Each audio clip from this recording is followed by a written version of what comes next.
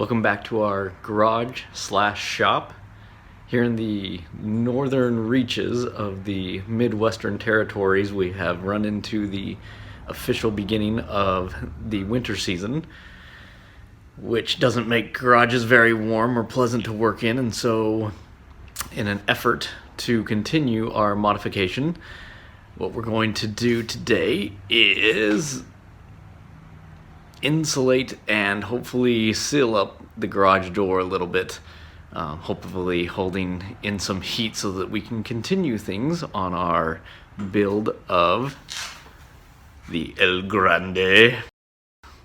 So let's get started. Aside from needing to insulate my garage door, I also needed to seal it up if I was going to have any hope of keeping the garage warm. How did I know that I needed to seal the door? For that, we turned to the good old tried and true leak test. Where there is light, there is a great space for air to pass through. My house was built in 1960, and after many decades of freezing and thawing, and ground settling and shifting, not everything fits as square as it once did. As you can see, the entire perimeter of my door is one big light leak. We will address this issue later on in this video, but just know for now that it has been noted, and let's continue on with giving this garage door a nice winter coat.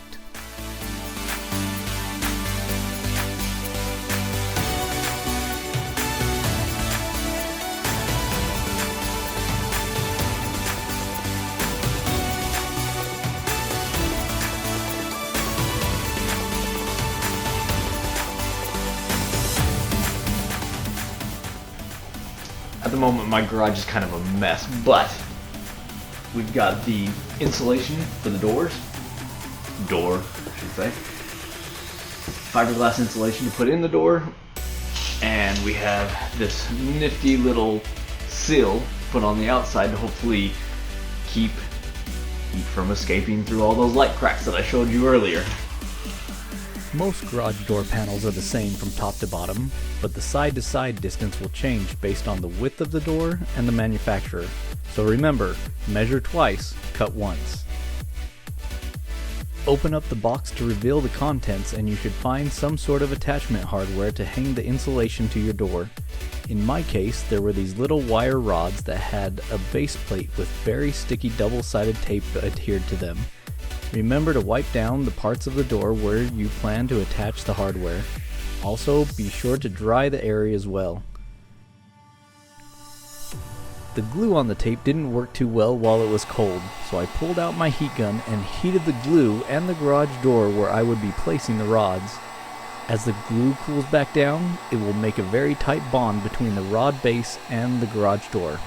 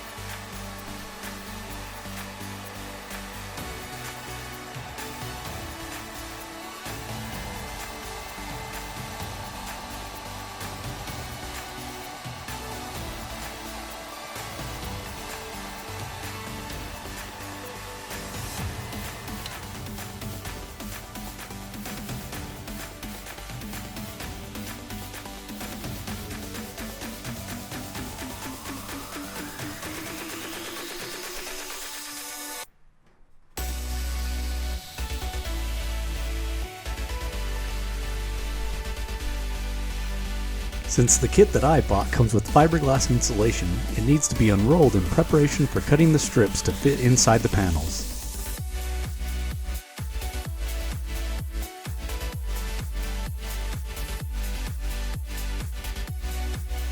After we have measured the width of the inner panel cavities, we are ready to transfer those dimensions to the fiberglass roll and make our sheets. You will need to buy enough insulation material to cut as many sheets as your garage door has cavities. Remembering the old rule of thumb of measure twice, cut once will ensure that you have enough insulation to finish the job. Being extremely accurate is not super critical as fiberglass batting has plenty of give. Most materials used for garage door insulations are forgiving enough that an eighth of an inch here or there won't mess up your project.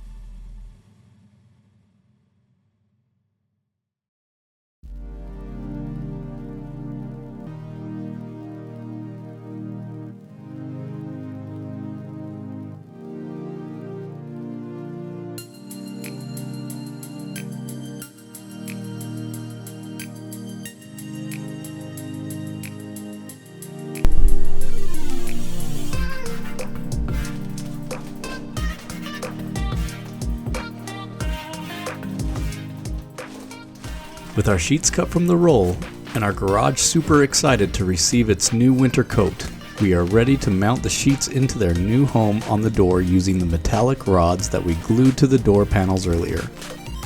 Using a little finesse to tuck the sheets into the panel pockets, we get them lined up where we want them and pop the metal rods through the insulation backer.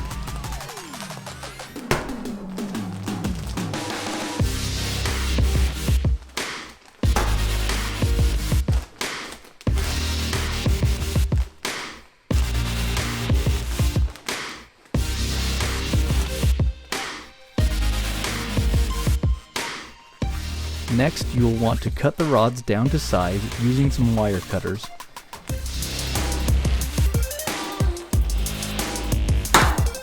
Now you push on the retaining buttons and continue the process for the rest of the door.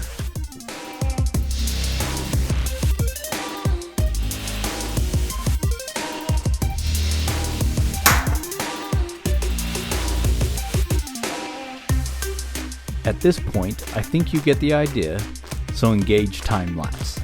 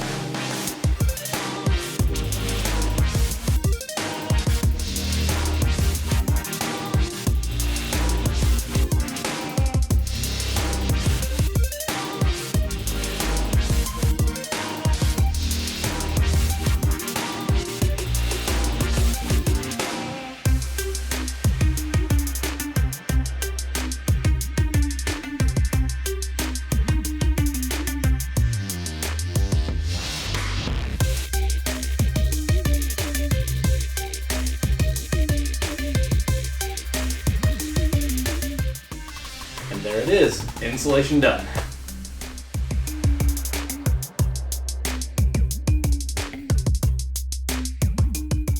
With our insulation on the door, it is time to move our focus to the outside. This is where we seal up the door and get rid of those air leaks.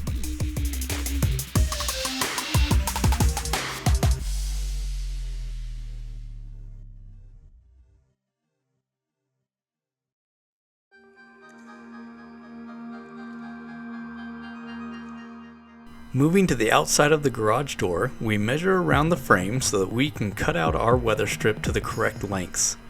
Always remember to measure twice and cut once. Hard plastic pieces are less forgiving than fiberglass batting. Weather stripping comes in multiple colors, so you should be able to find something that is relatively close to the shade of the color of the door that you are trying to seal. The color that I have picked adds a nice level of contrast to the door and the frame motif, and close enough for the girls that I go with.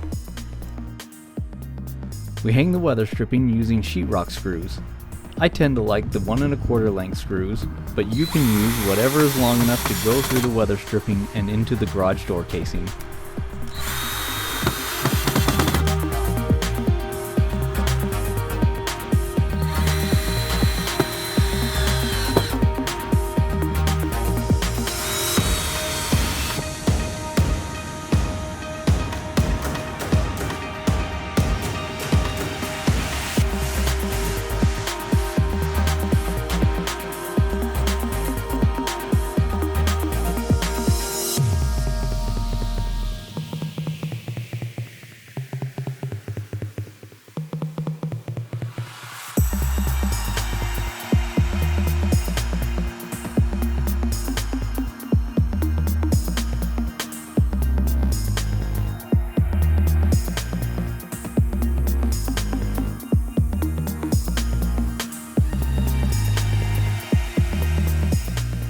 And just like that, we have sealed up our door, and now for the final test.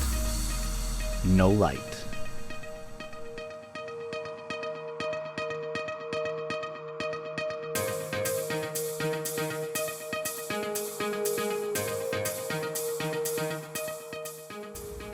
So with our insulation and our weather stripping installed on our garage door, we're going to do a little test to see how warm we can get this place. So I'm going to be using this little space heater right here to try and warm up this area.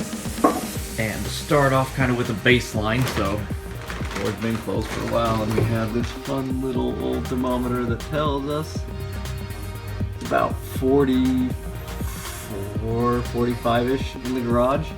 We'll let that space heater run and see how well our insulation holds up and if it does anything to help keep the garage warm. So we'll come back and check it out. So sadly the space heater didn't work, but we're off to our next experiment, which is the propane space heater. This should probably do it. I mean, this has warmed up my garage a few times in the past, even without the insulation or the sealing on it, on a few car projects, and so hopefully this will just help hold the heat in a little more. But again, we'll just grab a quick baseline on our temperature, which is about the same, 45, 44 as it was last time, and we'll just let the propane heater do its thing, run for a little while, see what we come up with. Okay, so our little propane heater has been burning now for the last almost 2 hours, and it feels actually a lot warmer here in this garage, and the temperature is reading almost 60, so we're doing pretty dang well. I think I have a problem up here though. I need to see if I can seal that off so I'm not allowing the hot air to escape up into the attic. I don't need to heat the attic, I need to heat the garage, but otherwise it's feeling pretty nice, and maybe this will be our little fix so I can keep working during the wintertime. Yay!